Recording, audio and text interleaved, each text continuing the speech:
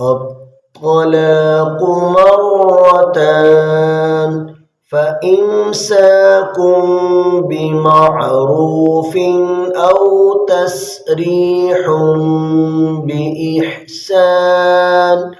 ولا يحل لكم أن تأخذوا مما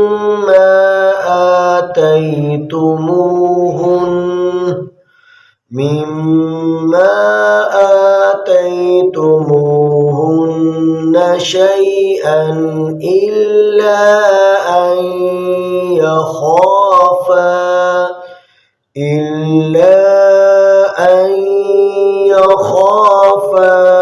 ألا يقيما حدود الله فإن خفتم ألا يقيما حدود الله فلا جناح عليهما فيما افتدت به تلك حدود الله فلا تعتدوها ومن يتعد حدود الله فأولئك هم الظالمون.